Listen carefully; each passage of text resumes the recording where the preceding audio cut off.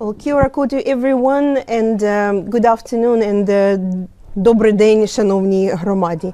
I am from the University of Canterbury, and today in my 10 minutes I'll try to talk about images, perceptions and narratives in the global environment in the world, which is increasingly geopolitical, divided and contested. Well, when I was thinking how to start my presentation, I thought Einstein would be a good opener, and he said that imagination is more important than knowledge.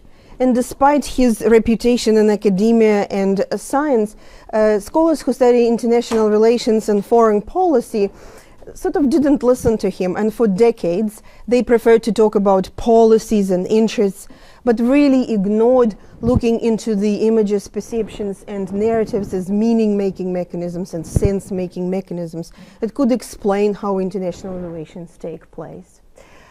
Things did change in the last decades, and specifically with the advent of the new media ecology, and now we are excited to talk about images, perceptions and narratives as the diagnostic tools for us as the members of the general public, as stakeholders or policy or decision makers, because images and perceptions influence how we understand the world and access in them and our role in them. Images and perceptions are focal points and road maps, because they help us to navigate a complex world, and the world is getting even more complex, even more ambiguous, even more uncertain. And finally, they are not just pictures in our heads, they actually lead us to certain actions. If we imagine the other as an enemy, we will behave accordingly, and if we imagine the other as a friend, we will behave accordingly. A big name in the field of international relations in 1965, reflecting on reality and power, actually said what others think about us is as important as what we actually are. And so we're in the 21st century, and now finally we are talking about the role these sense-making mechanisms play in international relations. Personally, as a researcher, I find it rewarding to research images, perceptions and narratives, because they are actually quite complex constellation of meanings. When we are talking about perceptions of others, we imagine the other in terms of the other's capabilities, strong or weak, interests or threats, affinity. Is the other above us, like us, or below us? And then, like in a 3D puzzle, there are lots of scientists in the room, these features are coming together, and then if one element of this triad is changing, we change our perceptions.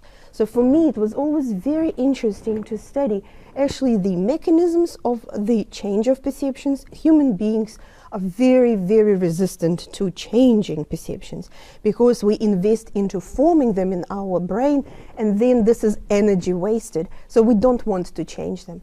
So for me, it was always a question, how do we change them? But also, when they resist, how do they interact with something which has changed in our imagination? Together with my colleagues, we proposed 4 scope conditions, how images and perceptions can change. You have to have some strong, persistent contradiction together with a very uncertain watershed situation.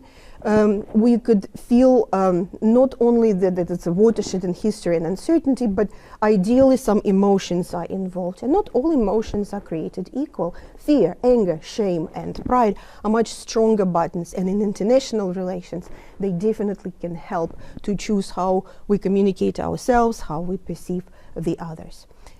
Then it just happened, and in the world of uncertainty, geopolitics, geoeconomics, fragile, complex world of non-linear crisis, there is one case which has been occupying my research attention for many years. From my accent, you understand I'm not from New Zealand. I'm originally from Ukraine, thus my greeting at the beginning in Ukrainian, and it's very rare when in the lifetime of a state you observe a roller coaster of images, perceptions and narratives. Usually these are very stable constructs.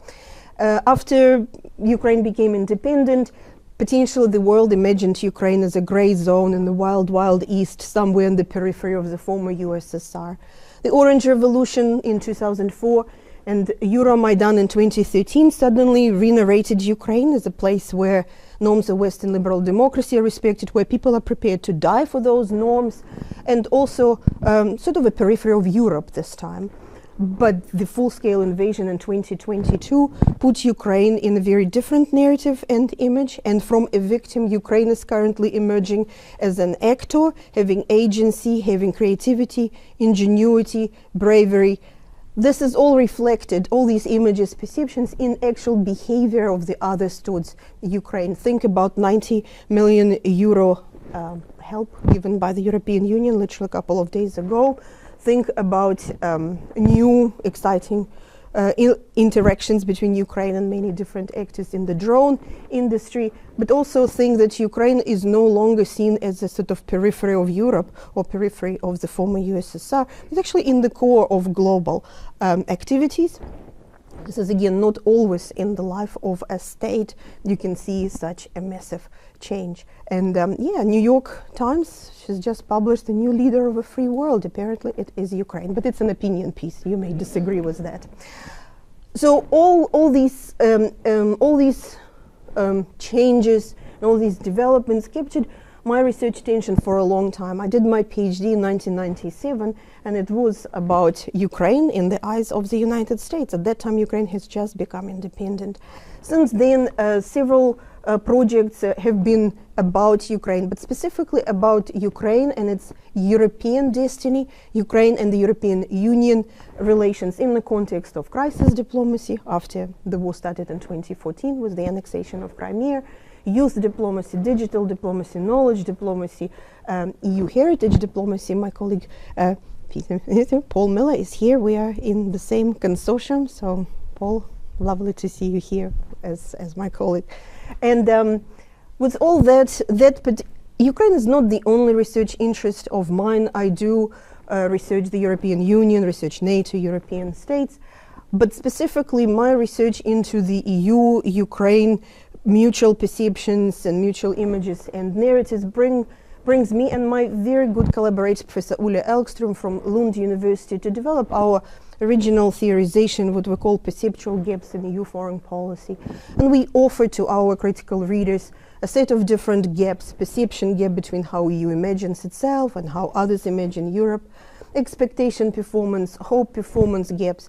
And these are the gaps that, if they become wider, they aggravate the course of international relations. We warn about sort of the worst one of them, critical expectation gap. This is when there is no hope, absolute abandonment, disillusionment in the behavior of the other. And actually, in the modern history of Ukraine, there were two moments when general public of Ukraine, as well as decision makers in Ukraine, experience or shared perceptions that potentially Europe can abandon Ukraine, but in both cases, in 2014 and in 2022, it didn't happen. I didn't want to end on the note of sort of perception gaps and negativity. I thought I will end on a more positive note. This is an image from, it was an exhibition in the Vienna Natural History Museum. Our inspirations sometimes come from strange places. And it was an exhibition by a photographer, two views on plants. And he commented, his name is, as you can see, Sebastian Kramer, he commented on how we can see and understand the act of seeing as an act of a relationship, not as consumption. Perception is an act of connection, not of distance. So I hope with my research I'm actually bringing together actors in international relations so that they can learn more about themselves and learn more about the others. Thank you for your attention.